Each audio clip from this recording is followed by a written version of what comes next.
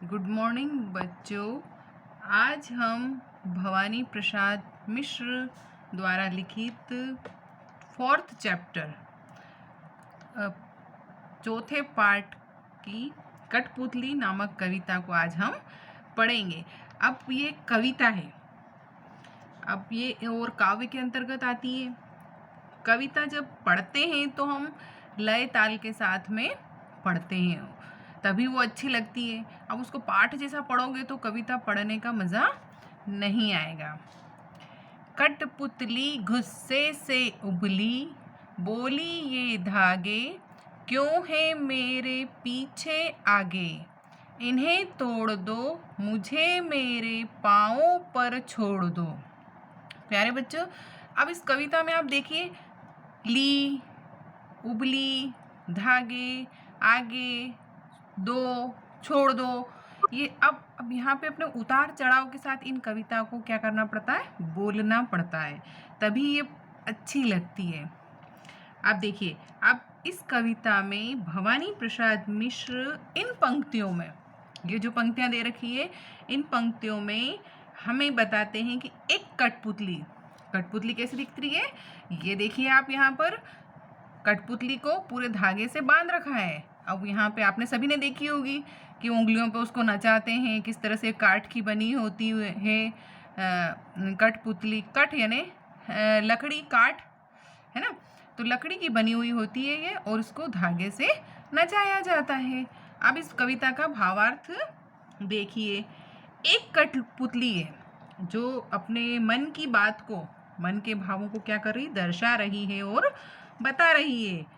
कठपुतली दूसरों के हाथों में बंद कर, अब यहाँ पर आप हाथों में देखो, ये इसको एक व्यक्ति ऊपर से क्या कर रहा है, नचा रहा है। अब वो ऊपर से बंधी हुई है और एक धागे से बंधी हुई है।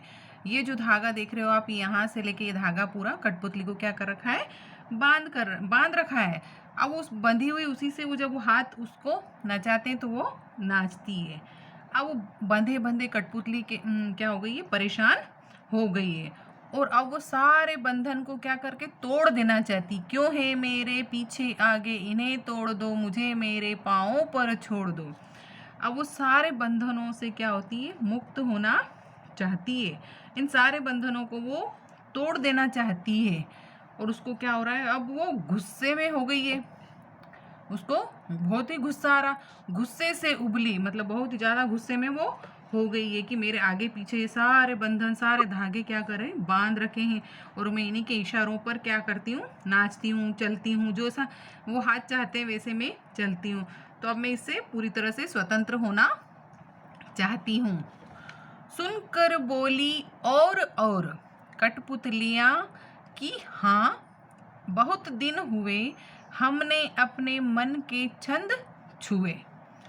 अब प्यारे बच्चों, इस पंक्तियों में भवानी प्रसाद मिश्र की अपनी कविता जो कठपुतली है, उसमें इन पंक्तियों में वो अन्य बात बताना चाहते हैं कि एक कठपुतली ने जब अपने मन की बात बताई है तो दूसरी और भी कठपुतलियाँ हैं, उनके मन में भी ये इच्छा जाग गई है।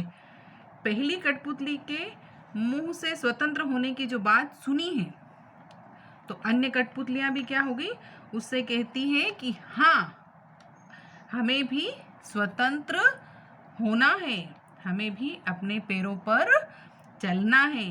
काफ़ी दिनों से हम यहाँ इन धागों के बंधनों में क्या हुआ, बंधे हुए हैं, हम भी आज़ाद होना चाहते हैं। अब एक कठपुतली के मन की जो इच्छा है वो अन्य कठपुतलियों ने भी जान ली, और वो भी क्या, स्वतंत्र होना चाहती है। मगर कठपुतली सोचने लगी, ये कैसी इच्छा मेरे मन में जगी। अब कठपुतली सोचने लग गई कि ये ऐसी कैसी मतलब इच्छा जो मेरे मन में जगी, अगर मुझे इन धागों से स्वतंत्र कर दिया जाएगा तो मैं मात्र खिलौना ही बन जाऊंगी। अब वो भी उसके मन में बात आ रही कठपुतली के। अब अंतिम पंक्तियों में भवानी प्रसाद मिश्र जो कवि हैं, वो कहते हैं कि कठपुतली के मन में असमंजस के भाव दिखाई देते हैं। मतलब वो सोचने लगी, अगर धागे हट गए तो मैं मात्र खिलौना ही रह जाऊंगी। जब बाकी सभी कठपुतलियाँ पहली कठपुतली के समान स्वतंत्र होना चाहती है और उसकी बात का क्या करती है, समर्थन करती है। तो वो पहली जो कठपुतली थी, सबसे फर्स्ट में जो इसने बताया था कि मैं भी स्वतंत्र होना चाहती हूँ, तो वो क्या सोच में पड़ जाती है कि ये क्या, मैंने ये एक मन में ये इच्छा जगाई है, क्या ये इच्छा सही है कि मेरी इच्छा से सारे स्वतंत्र हो जाएंगी, सारी कठपुतलियाँ स्वतंत्र हो जाएगी, या मैं उन्हें स्वतंत्र कर पाऊंगी। वो ऐसे मन में विचार करने लग जाती कि इच्छा आखिर मेरे मन में क्यों जगी है, क्या इसकी इच्छा जायज़ है। अंतिम पंक्ति में उसके सही मनोभावों को समर्पित किया गया कि कठपुतली सोचने लगी कि ये सब कुछ जो हम सोच रहे हैं ये संभव नहीं है। प्यारे बच्चों, इस कविता को आप बार बार पढ़िए, समझिए, सुनिए और इसका अर्थ समझने की पूरी कोशिश कीजिए। Thank you.